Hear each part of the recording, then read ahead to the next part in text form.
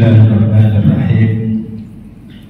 Assalamualaikum warahmatullahi wabarakatuh. Bismillahirrahmanirrahim. Alhamdulillahilladzi karrama hadhihi al-ummah bi syari'atihi al-kamilah wa khassa biha bi nubuwwati nabiyyil karimah wa ayyadaha bil khilafati ar-rashidah ala minhajin nubuwwah. Asyhadu an la ilaha illallah wahdahu la syarika lah wa asyhadu anna Muhammadan abduhu wa rasuluh la nabiyya wa la rasula ba'dah. Allahumma shalli wa sallim wa barik ala sayyidina Muhammad wa ala alihi wa ashabihi wa tabi'in wa man tabi'ahum bi ihsanin ila yaumiddin, amma ba'du. Rabbi shrah li sadri wa yassir li amri wahlul 'uqdatam min lisani yafqahu qawli. Rabbi zidna ilma warzuqna fahma waj'alna minas sholihin. Hadirin kiram, para alim, para kiai, para masyayikh, para ustadzah, guru-guru agama yang kami muliakan, seluruh pengurus DKM Masjid Jabal Salam yang semoga dirahmati oleh Allah Subhanahu wa taala, para hadirin, para jamaah sekalian, dan tentu juga para mustami', Bapak dan Ibu kaum muslimin yang mendengar suara pengeras suara ini, yang semoga sama-sama mendapatkan ridha Allah. Pertama dan yang utama, kita tentu bersyukur kepada Allah Subhanahu wa taala. Rahmat dan nikmat Allah demikian besar, demikian deras mengucur kepada kita semuanya, tak henti-hentinya. Nikmat iman, nikmat Islam, nikmat sehat, nikmat harta, nikmat keluarga, tentu juga nikmat kita bisa hadir di masjid ini, sama-sama kita melaksanakan salat subuh secara berjamaah, dan kita bertahan untuk mengikuti taklim ba'da subuh ini. Semoga semua ibadah kita yang fardu, yang sunnah, semuanya mudah-mudahan dikabulkan oleh Allah Subhanahu wa taala. Amin ya rabbal alamin. Para hadirin jamaah yang dimuliakan oleh Allah Subhanahu wa taala, kurang lebih 45 menit ke depan kita akan bahas diskusi tentang bagaimana memahami, mentadabburi Al-Quran. Khususnya pagi ini saya ingin menyampaikan, maksudnya mengajak untuk sama-sama mentadabburi Quran surah Al-Mulk, surah yang ke-67 ayat 16, 17 dan 18. Mudah-mudahan ini menjadi muhasabah lagi buat kita, introspeksi buat kita, karena memang Allah memerintahkan kepada kita untuk setiap saat melakukan muhasabah atau introspeksi terhadap seluruh apa yang terjadi. Para hadirin jamaah yang dimuliakan oleh Allah Subhanahu wa taala, namun sebelum kita mulai, seperti biasa, mari kita awali taklim ini dengan sama-sama membaca ummul Quran, suratul Fatihah.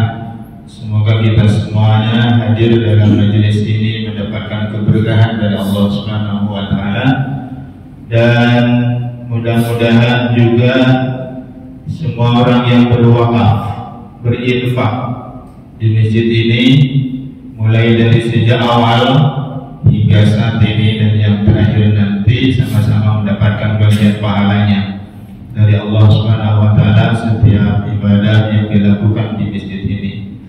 Al-Fatihah. A'udzu billahi minasyaitonir rajim. Bismillahirrahmanirrahim. Alhamdulillahi rabbil alamin, arrahmanir rahim, maliki yaumiddin. Iyyaka na'budu wa iyyaka nasta'in. Ihdinas shiratal mustaqim. Shiratal ladzina an'amta 'alaihim ghairil maghdubi 'alaihim waladdallin. Amin. Para hadirin jamaah yang dimuliakan oleh Allah Subhanahu wa taala, Allah Subhanahu wa taala berfirman, "A'udzu billahi minasyaitonir rajim. Bismillahirrahmanirrahim. A'amintum man fis samai an yakhshifa bikumul arda fa idza hiya tamur am amintum man fis samai an yursila 'alaikum hasiban fasata'lamuna kaifa nadhir wa laqad kadzdzaba alladziina min qablihim fa kaifa kana nakir." Surah Al-Mulk ayat 16 sampai dengan ayat 18. Ayat 16, A'amintum man fis sama', sudahkah atau merasa amankah kamu dari zat yang di langit, ayyakhshifa bikumul arda fa idza hiya tamur, yaitu dari bencana yang dibenamkan bumi olehnya bersama kamu ketika tiba-tiba dia terguncang. Ayat ini secara tekstual ditujukan kepada kaum kafir Quraisy, musyrik Mekah pada zaman Nabi Shallallahu Alaihi Wasallam, ketika mereka menolak kerasulan atau menolak syariat yang dibawa oleh Nabiullah Muhammad Shallallahu Alaihi Wasallam. Ayat ini kemudian diulang di ayat 17.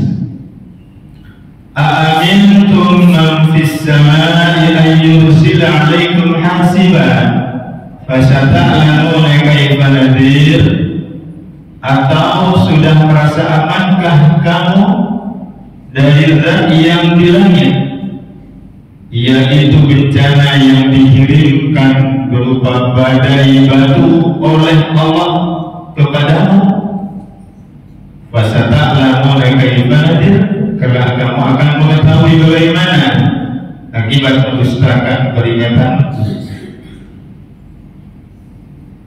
Di sini ada kalimat man fis sama, ayat 16 dan 17-nya, a'amintum man fis sama, apakah merasa aman dari zat yang di langit, yaitu maksudnya Allah Subhanahu wa ta'ala.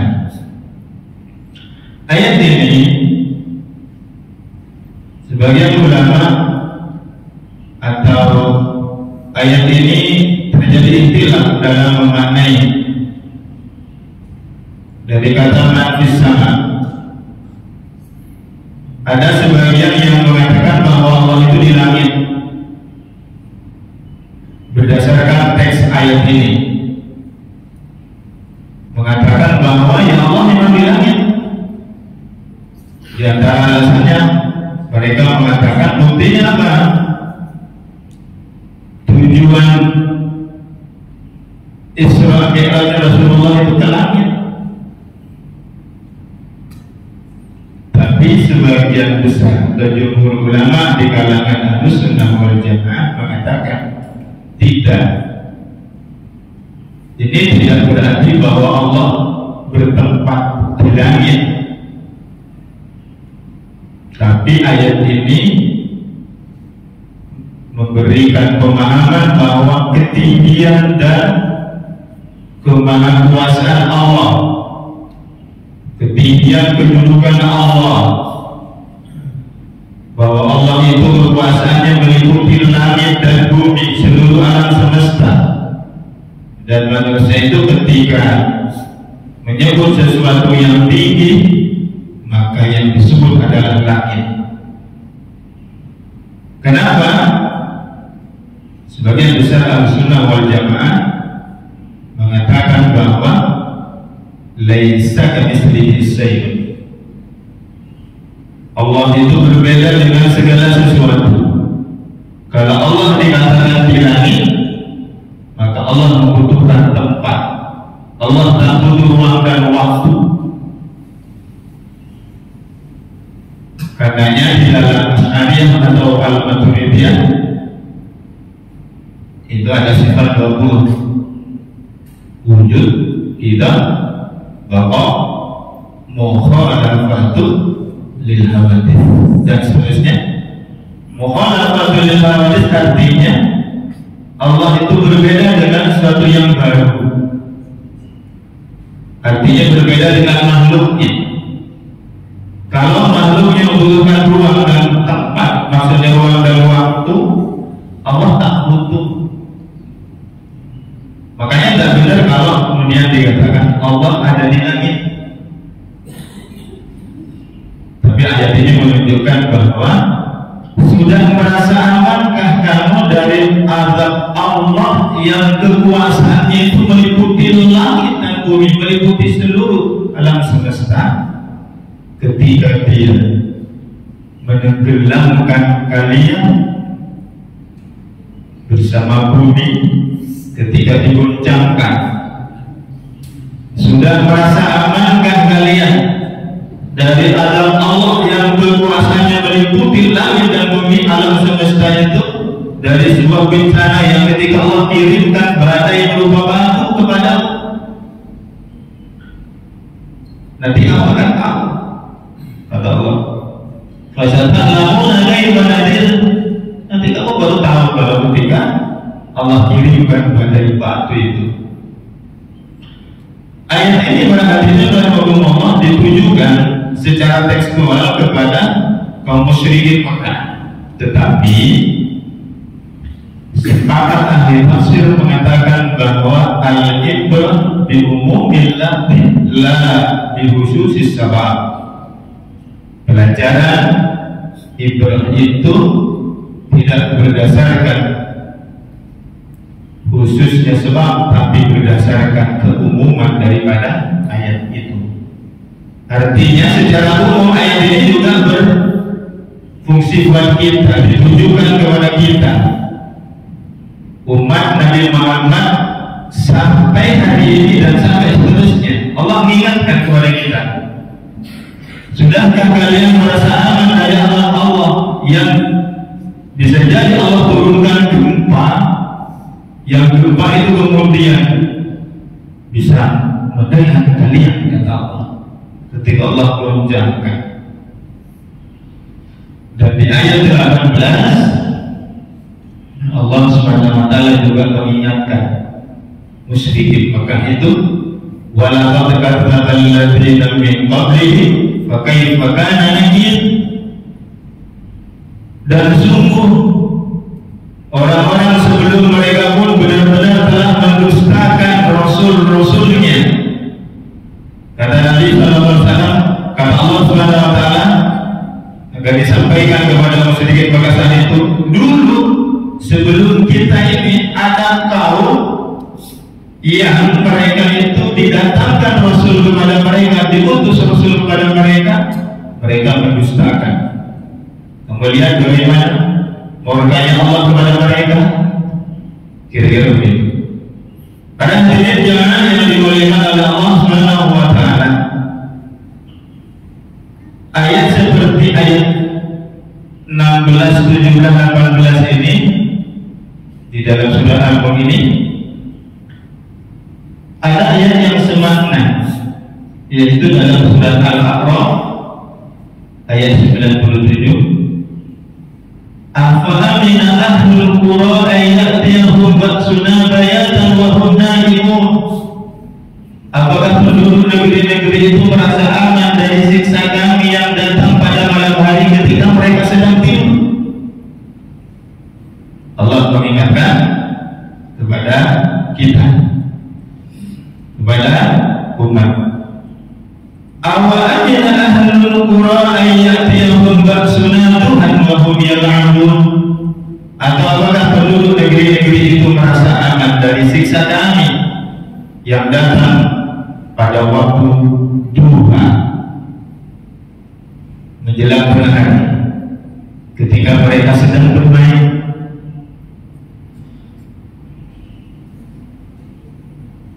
Apa min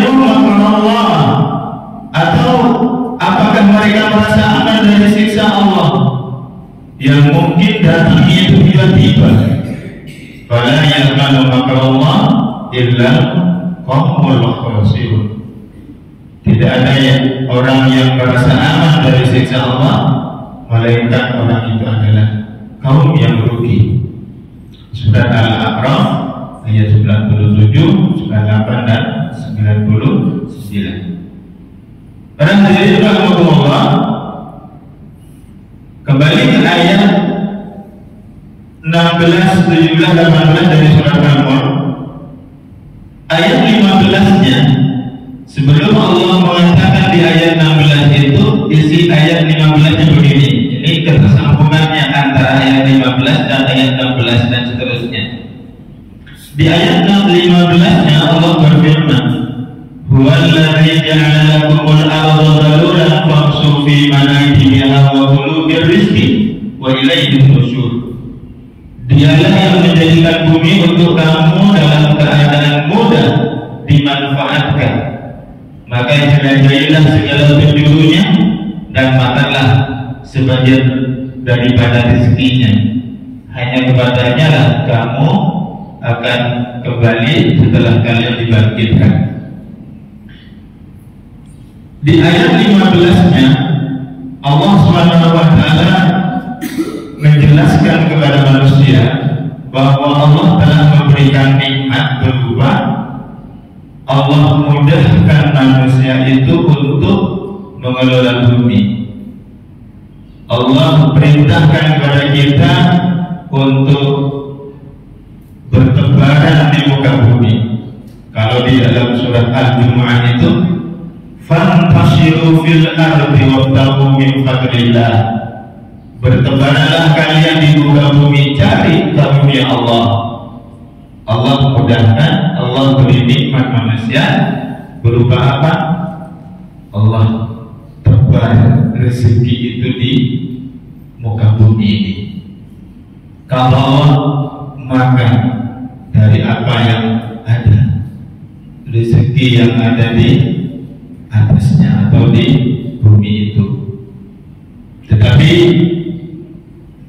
Allah juga mengingatkan di akhir ayat, tapi ingat kalian nanti akan dibangkitkan, akan dikembalikan, akan kembali kepada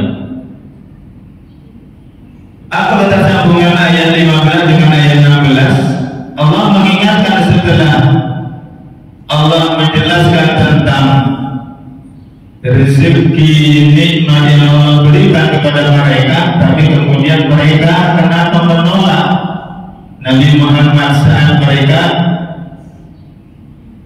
diutus oleh Allah SWT Rasul, yaitu Nabi Muhammad Sallallahu Alaihi Wasallam.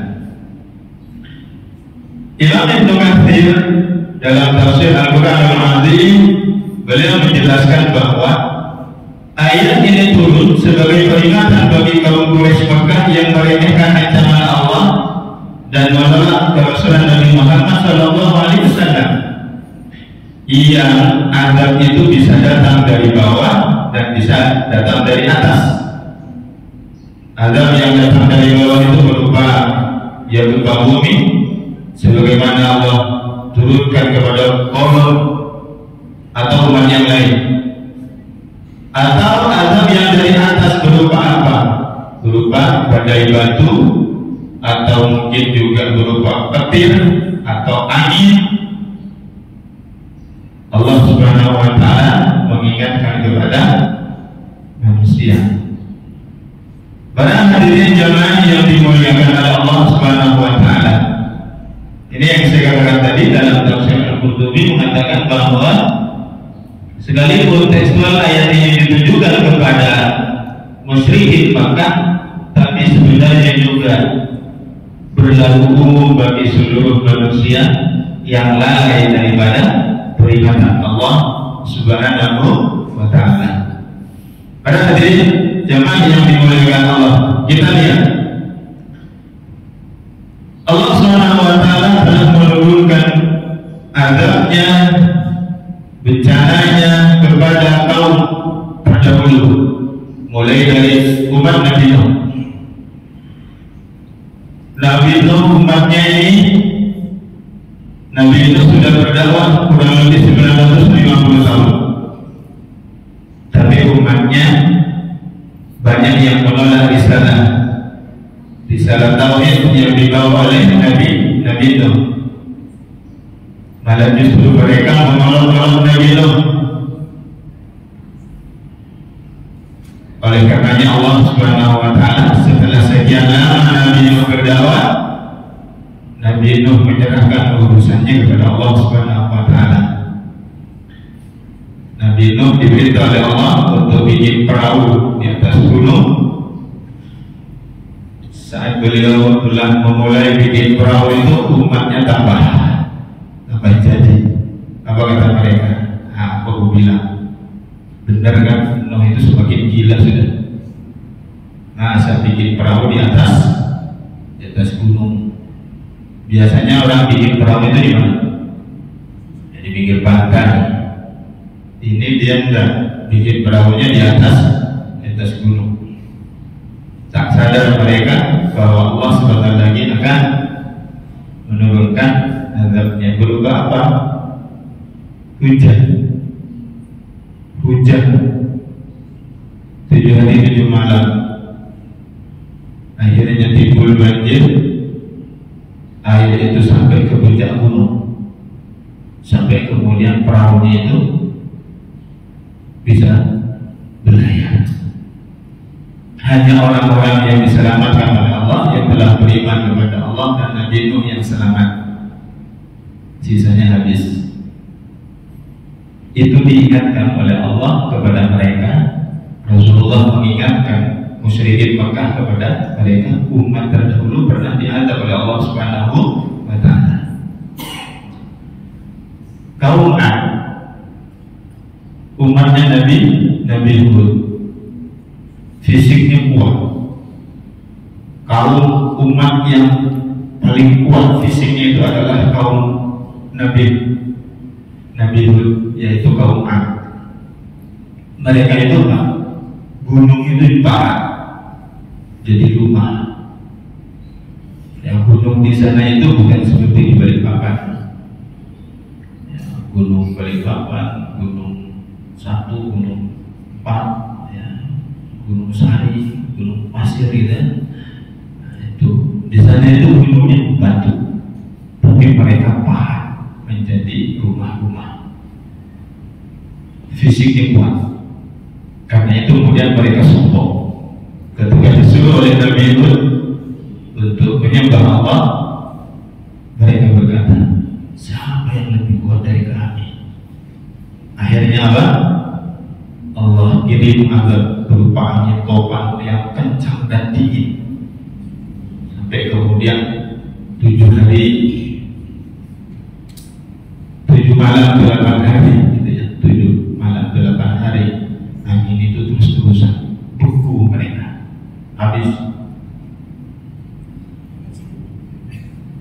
Hadirin dari Allah, kaum Samud, umat Nabi Saleh,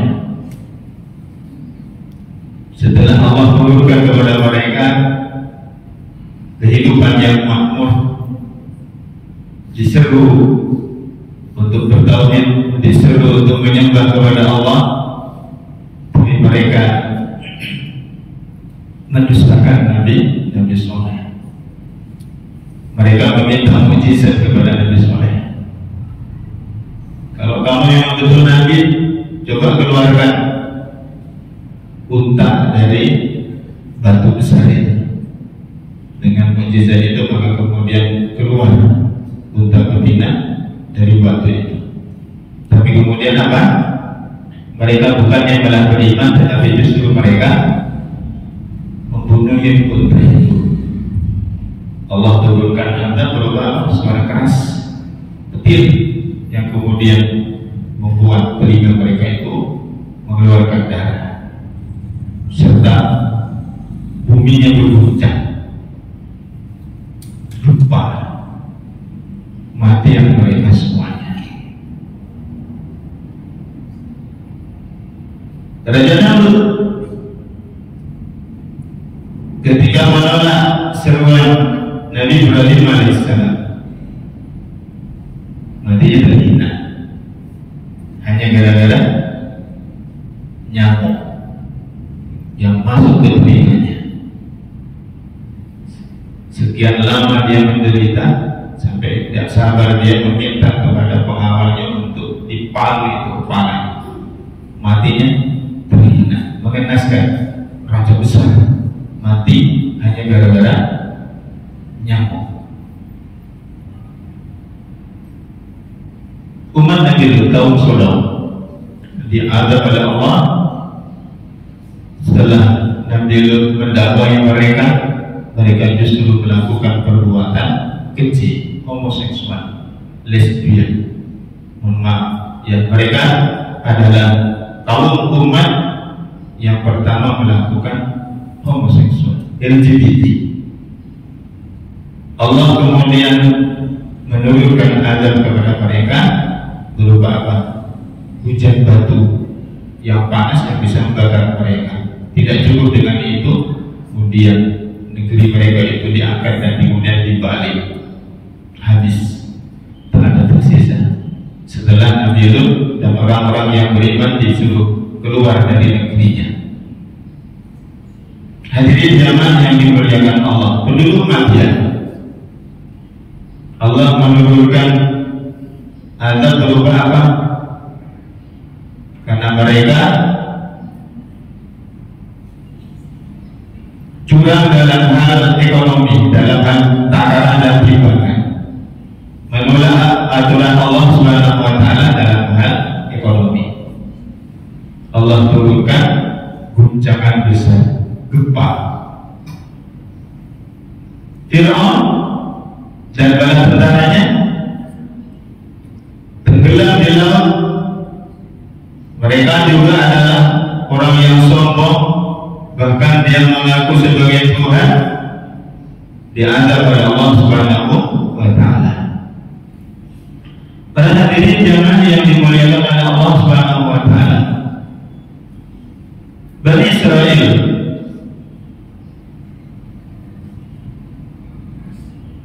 setelah mereka aman daripada kekejaman Fir'aun, setelah matinya Fir'aun, kemudian mereka hidup bersama Nabi Musa alaihissalam. Tapi mereka kemudian mengubah hukum-hukum Taurat itu dan mengikuti hawa nafsu mereka. Allah Subhanahu wa Ta'ala menimpakan kepada mereka kehinaan dan berbagai macam azab oleh Allah Subhanahu wa Ta'ala. Kaum Sabah, mereka itu diberi nikmat oleh Allah Subhanahu wa Ta'ala kehidupan yang baik. Di sana ada bendungan besar yang menjadi pengairan pertanian mereka. Tapi mereka berpaling daripada perintah Allah, kufur nikmat mereka. Akhirnya Allah menghancurkan dengan jebolnya bendungan itu yang menyebabkan banjir dan akhirnya menghabisi mereka. Nah, hadirin jemaah yang dimuliakan oleh Allah Subhanahu wa Ta'ala, kisah umat terdahulu ini disampaikan oleh Allah kepada musyrikin Makkah. Wa laqad kadzdzaba alladziina min qablihim fa kaifa kana. Dan sungguh telah terjadi umat sebelum kalian itu ketika Rasul diutus kepada mereka, mereka mendustakannya. Bagaimana lagi murkanya Allah Subhanahu wa Ta'ala kepada mereka. Azab ini, maksudnya peringatan ini disampaikan oleh Allah Subhanahu wa Ta'ala kepada musyrikin Makkah. Jangan sampai mereka menolak Nabi Muhammad SAW dan kemudian Allah mengadab mereka. Para hadirin Allah, di antara rahmatnya Nabi Muhammad SAW diutus itu adalah, di antara rahmatnya adalah azab Allah ditunda. Berbeda dengan umat-umat Nabi sebelum Nabi Muhammad SAW, ketika mereka durhaka kepada Allah dan Rasul Rasul yang diutus kepada mereka, azabnya langsung turun saat itu. Tetapi bagi umat Nabi Muhammad SAW, Allah masih tunda azabnya itu, yang berupa azab secara menyeluruh, secara fisik begitu. Di antaranya adalah Allah masih tunda. Diberi kesempatan oleh Allah kepada umat Nabi Muhammad untuk bertaubat. Tetapi secara personal ada yang namanya kematian.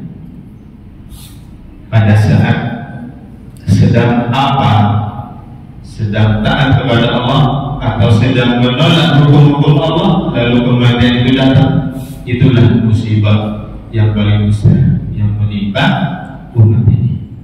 Nah, jadi jemaah yang dimuliakan Allah, kita belajar daripada ayat ini. Umat-umat terdahulu ketika durhaka kepada Allah, maksiat dan kufur kepada Allah, Allah turunkan azab. Hari ini kemaksiatan apa yang tidak ada yang dilakukan oleh umat-umat seperti terdahulu? Umat seperti umatnya Nabi Nuh menolak hukum Allah Subhanahu wa Ta'ala. Umat seperti umatnya Nabi Lut, umat seperti umatnya Nabi apa tadi? Nabi Hud, Nabi Soleh, penduduk Madian. Hari ini Pak, kalau tadi penduduk Madian itu karena menolak atau curang dalam perkara dan timbangan atau juga aktivitas riba dan segala macam, hari ini terjadi ada yang mengaku Tuhan, menolak hukum Allah Subhanahu wa Ta'ala, tak mau menghukum tak mau menerapkan syariat Allah Subhanahu wa Ta'ala. Hari ini ada maksiat yang dilakukan oleh kaum Nabi Lut, LGBT, homoseksual, hari ini ada. Semua kemaksiatan yang dilakukan oleh umat-umat terdahulu ini, hari ini hampir semuanya ada. Tapi Allah masih tahan atas itu tidak turun pada kita. Nah, hadirin jemaah yang dimuliakan oleh Allah Subhanahu wa Ta'ala,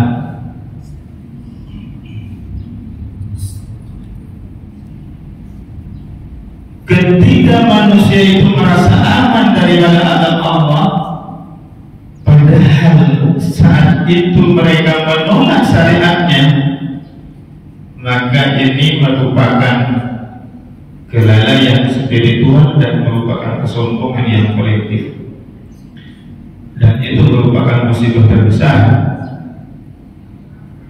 Saya ambil contoh sederhana begini, secara personal misalnya itu ya.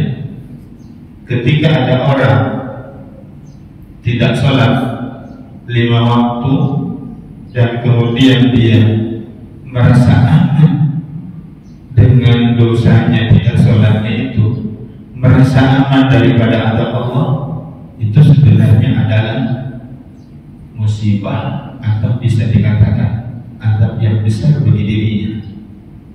Sekali lagi, ketika seorang itu melakukan perbuatan dosa dan merasa aman dengan itu, maka itu sebenarnya merupakan musibah bagi dia. Harusnya bagaimana? Harusnya ketika seorang itu melakukan perbuatan dosa, apakah karena tidak melaksanakan yang diperintah atau melanggar larangannya, mestinya dia merasa takut murka Allah kepada dirinya. Hadirin jamaah yang dimuliakan oleh Allah Subhanahu wa Ta'ala, sekularisme, kapitalisme, liberalisme itu merupakan kemaksiatan terbesar kepada Allah Subhanahu wa Ta'ala. Kenapa? Sekularisme itu memisahkan agama dari kehidupan publik. Liberalisme itu adalah paham yang manusia itu jelas di dunia ini tak ada nilai apa-apa yang mengikat kepada dirinya. Manusia itu bebas melakukan apa saja, itu liberalisme, kebebasan individu. Kapitalisme itu adalah satu paham yang memberikan kepada para kapital ya, untuk mengendalikan kehidupan ini, termasuk juga pluralisme. Pada diri yang dimuliakan Allah, akibatnya apa? Ketika di tengah-tengah kehidupan ini yang dipakai adalah sekularisme, liberalisme, akhirnya hukum Allah, syariat Allah dimarginalkan atau dicampakkan. Hukum Allah, syariat Allah hanya diambil dalam hal ritualnya, sementara dalam kehidupan yang lain tidak digunakan, tidak dipakai. Ini merupakan kemaksiatan kepada Allah Subhanahu wa Ta'ala. Nah, musibah terbesar bagi kita adalah ketika mengambil sekularisme, kapitalisme, liberalisme dalam kehidupan ini dan tak merasa berdosa. Tidak merasa berdosa. Atau bahkan mereka menganggap itu adalah sesuatu yang baik gitu. Naudzubillahi min dzalik. Hadirin jamaah yang dimuliakan oleh Allah Subhanahu wa Ta'ala, apa betul-betul kufur nikmat hari ini di zaman sekarang? Menolak hukum Allah sebagai pedoman hidup. Kalau umat-umat terdahulu sama kurang lebih begitu, menolak Rasul yang datang kepada mereka dan mau diatur oleh syariat yang dibawa oleh Rasul saat itu. Akibat sekularisme hari ini, hukum Allah ditolak dalam kehidupan ini, gak dipakai. Dibiarkan kita sholat, belum diusik kita sholat. Tapi kalau kamu membawa hukum Allah dalam kehidupan publik, nah itu jadi masalah. Itu hari ini kekuasaan yang ada, yang dimiliki hari ini negeri-negeri di dunia hari ini apa? Bukan untuk kemudian menjalankan syariat Allah, padahal kekuasaan itu hakikatnya adalah ada dalam rangka untuk menerapkan hukum Allah Subhanahu wa Ta'ala. Demikian juga kufur nikmat di zaman sekarang adalah menyalahgunakan nikmat harta dan sumber daya alam yang harusnya adalah dalam rangka untuk ketaatan kepada Allah, menggunakan semua sumber daya alam itu untuk bagaimana supaya menjadi lebih bersyukur kepada Allah Subhanahu wa Ta'ala, menjadi taat kepada Allah terhadap seluruh aturan Allah, justru diserahkan kepada orang asing gitu ya, sehingga yang menikmati itu bukan pemilik daripada sumber daya alam itu, yaitu rakyat. Budaya sekuler yang akhirnya merusak moral rakyat, budaya pergaulan bebas, LGBT, moral hari ini ya, kita di medsos misalnya ada bagaimana seorang kepala sekolah yang menegur muridnya karena merokok, akhirnya yang salah kepala sekolahnya. Bagaimana sekolah hari ini, pendidikan, guru-guru hari ini mau peduli dengan muridnya, mau peduli dengan moral akhlak anak-anaknya ketika guru itu kemudian tak aman mau menegur anak melakukan perbuatan salah, mereka merasa tidak aman. Akhirnya apa? Lebih memilih diam. Kalau seperti ini, bagaimana generasi kita nanti? Berbeda dengan zaman kita dulu, Pak. Kalau zaman kita dulu di sekolah dilanggar, misalnya, maksudnya di tempat kita belajar ngaji, saya itu kalau pagi di madrasah di MI, maksud saya pagi itu di SD, nanti sore itu di madrasah, malam itu dilanggar di masjid belajar ngajinya. Jadi 3 kali saya ke sekolah. Kalau pagi SD, nanti sore di madrasah, kalau maghrib itu dilanggar. Kita dipukul baik oleh guru SD atau oleh guru di MI ataupun oleh guru ngaji. Kalau lapor kepada orang tua, diapain oleh orang tua? Bukan dibela, tapi diapain? Ditambahi. Betul? Saya merasakannya itu dulu. Bagaimana cubitan guru itu begini, bagaimana penggaris kayu yang 1 meter itu begini, patah-patah, kena betis. Ngelapor orang tua? Enggak. Kenapa? Karena ketika melapor ke orang tua, bukan kemudian kita dibela, malah justru kita dimarahin dan ditambahin kita. Akhirnya kita ya dinikmati sendiri ketika misalnya, dan itu bagian dari pendidikan. Walaupun menurut teori hari ini pendidikan seperti itu dikatakan tidak baik gitu, tetapi saat itu guru merasa aman dan hasilnya kita ini, hasilnya adalah kita ini. Lah kalau hari ini perlindungan terhadap guru merasa takut untuk mendidik anaknya, menegur anaknya gitu, menegur anak murid itu, maka nantinya akan jadi seperti apa? Kita nggak tahu generasi kita nanti dalam adab moral,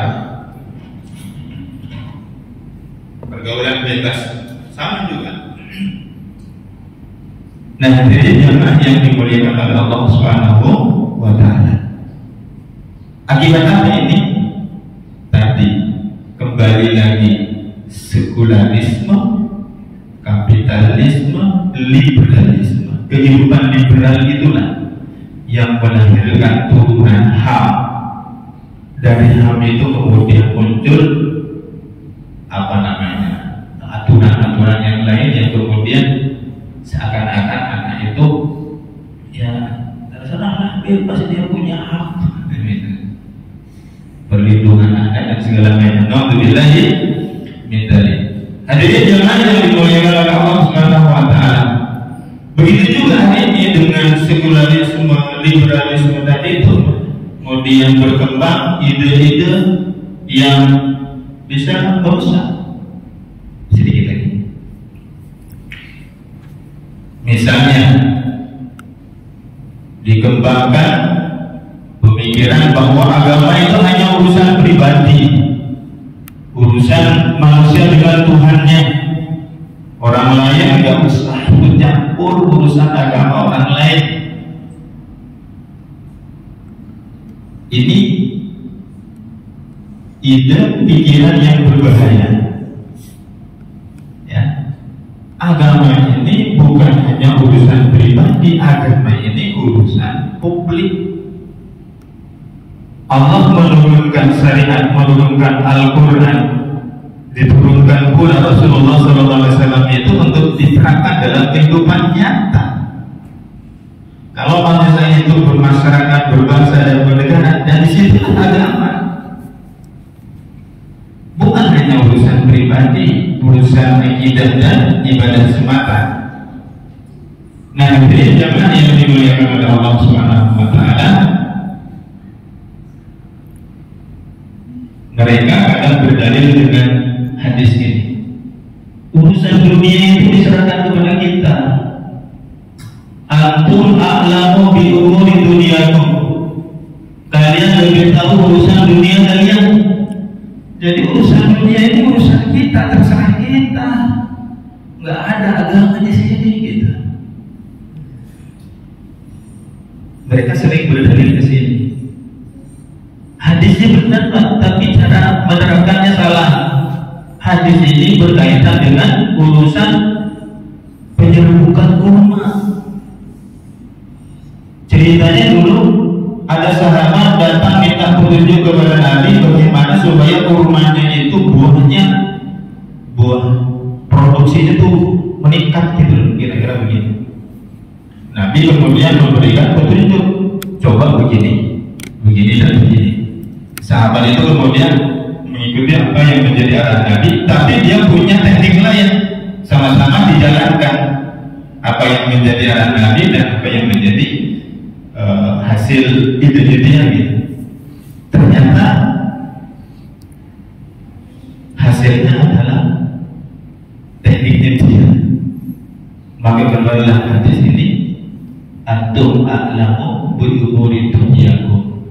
Urusan sains teknologi silahkan, tapi tidak berarti urusan dunia ini terus kemudian semau kita. Ada syariat yang mengatur.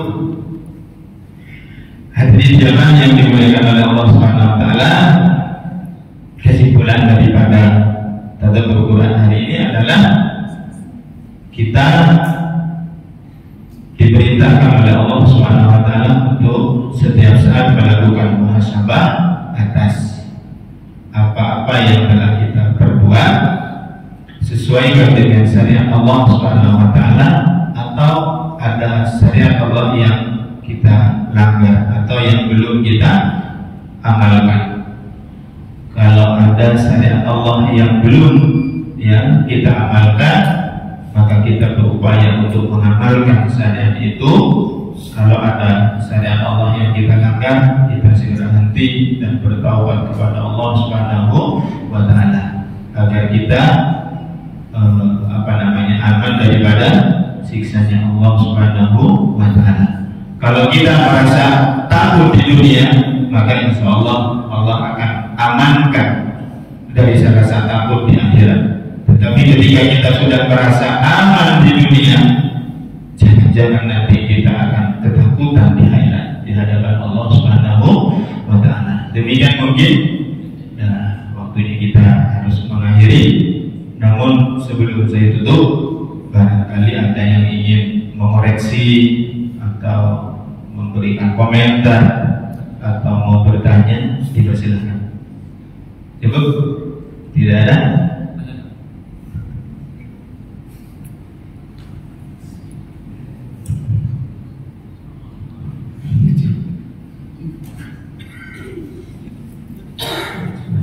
Ustaz, mengenai surat Al-Mulk tadi, salah satu anjuran supaya kita mengamalkan dan membaca surat Al-Mulk setiap malam. Barangkali di antara kita, saya juga dalam tahap menghafal itu saja. Jadi 30 ayat kalau salah surat Al-Mulk itu apakah ada surat dan ada ayat-ayat yang dikhususkan ya terkait dengan manfaat surat Al-Mulk itu untuk bebas dari azab kubur itu. Jadi disebutkan ayat 16 sampai ayat 18 ya, 3 ayat. Nah, untuk menghafal 30 itu 30 ayat keseluruhan dari ayat Al-Mulk itu 30 ayat itu barangkali di antara saya juga kadang-kadang susah gitu ya, sekian banyak ayatnya. Apakah ada ayat-ayat khusus yang terkait dalam surat Al-Mulk itu yang kita khususkan untuk yang korelasinya ke azab kubur itu? Satu, yang kedua, istilah fitnah kubur itu apa sih? Agak beda di luar pembahasan tadi ya.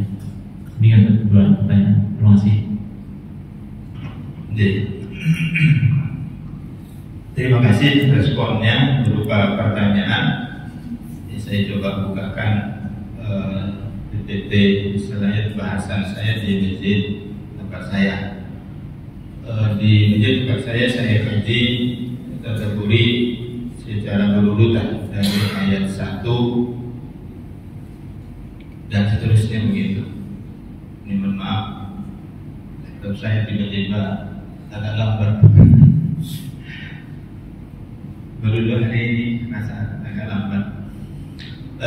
Memang betul ada surah-surah tertentu atau ayat tertentu yang secara khusus Rasulullah SAW itu memerintahkan kepada kita untuk dibaca, diamalkan, dibaca secara rutin. Misalnya ya ayat misalnya surah Yasin misalnya gitu ya, atau surah Al-Kahfi gitu, atau ayat kursi, termasuk juga surat Al-Qur'an ini. Ada perhatian khusus dari Allah dan Rasulnya terhadap surat ini untuk kita baca. Mudah-mudahan segera terbuka.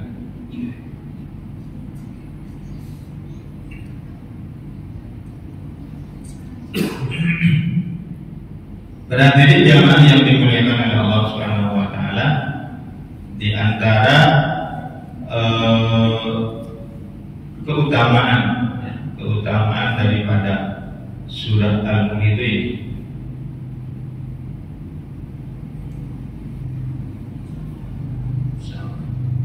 Tampak sekali. Makanya saya tadi tidak buka PPT tapi file PDF-nya yang saya tampakkan.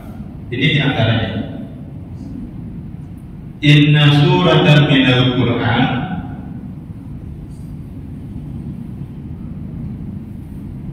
salasuna ayat. Sesungguhnya ada sebuah surah di dalam Al-Quran itu yang terdiri dari 30 ayat. Syafa'at lirajulin hatta ghufir lahu wa hiya suratun tabarakal ladzi biyadihil mulk. Yang memberikan syafaat kepada seorang laki-laki hingga dia diampuni, yaitu surah tabarakal ladzi biyadihil mulk.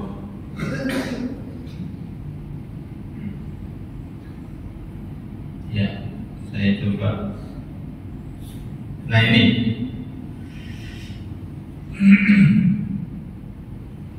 satu tadi. Yang kedua, man qara'a tabarakal ladzi biyadihil mulk kulla lailatin manahu Allahu biha min adzabil qabri. Barang siapa yang membaca tabarakal ladzi surat Al-Mulk ini yang 30 ayat tadi itu, setiap malam, ya, kulla lailatin, setiap malam, manahu Allahu biha min adzabil qabri, maka Allah akan melindunginya dengan surat Al-Mulk itu dari azab kubur. Insyaallah hadis ini sahih.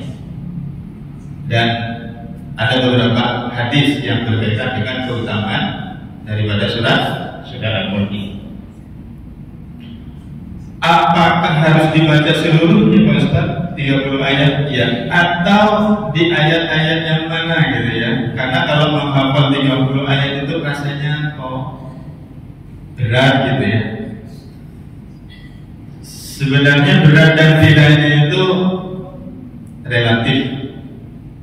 Ada yang anak-anak hanya 30 ayat itu sebentar. Yang bagi kita karena itu tetaplah berupaya menghafal. Kalaupun misalnya tidak menghafal, kan perintahnya bukan menghafal ya, tapi membaca, bukan Quran. Dan untuk 30 ayat surat Al-Mulk itu mungkin nggak terlalu lama bisa. Tapi mohon maaf, saya juga belum rutin ya, makanya saya tidak menyampaikan dari ayat pertama. Saya langsung ke ayat 18 berkaitan dengan kehidupan kita hari ini. Ini ada ayat atau surah-surah tertentu yang memang ada perhatian terus dari Allah dan Rasulnya untuk kita. Itu monggo diamalkan, dipersilakan untuk diamalkan. Kalaupun belum hafal, pegang Quran setiap malam dibaca 1 kali. Baik, mungkin seperti itu. Kemudian yang kedua tentang azab kubur. Pertanyaannya tentang azab kubur itu fitnah, siksa kubur maksudnya. Fitnah kubur itu ya siksa kubur. Gitu. Para hadirin jamaah yang dimuliakan oleh Allah Subhanahu wa taala, di dalam hadis sahih ya, disebutkan, hadisnya cukup panjang. Ahli kubur itu setiap pagi ditunjukkan tempatnya nanti di akhirat itu di mana. Pagi ditunjukkan, sore ditunjukkan lagi. Setiap hari 2 kali ditunjukkan oleh Allah tempatnya nanti di akhirat.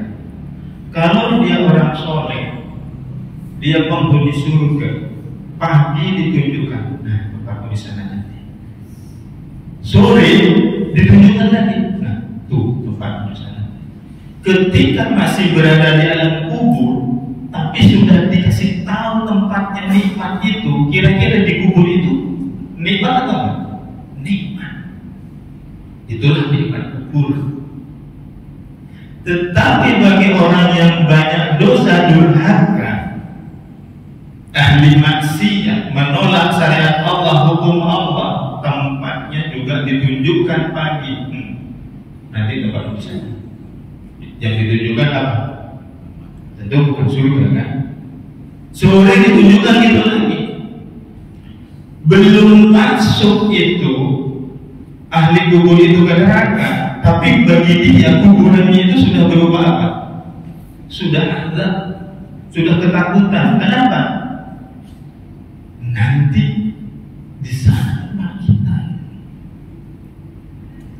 Belum lagi ada hadis yang menjelaskan bahwa ketika di dalam kubur itu ada malaikat yang datang, kemudian malaikat itu bertanya kepada kita, tak bisa menjawab.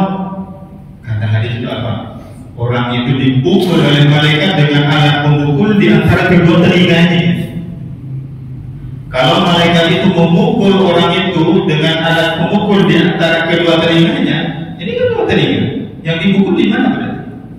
Kepala berarti kan? Sekali pukul hancur. Surat Al-Mulk itu nanti yang akan mencegah itu. Kira-kira begitu. Mudah-mudahan kita semuanya terhindar dari namanya fitnah kubur. Amin ya rabbal. Demikian mungkin kita akhiri, mohon maaf. Kita akhiri sama-sama dengan hamdalah dan doa kepada majelis. Alhamdulillahirabbil alamin. Subhanallahumma wa bihamdika, asyhadu an la ilaha illa anta, astaghfiruka wa atubu ilaik. Wassalamualaikum warahmatullahi wabarakatuh.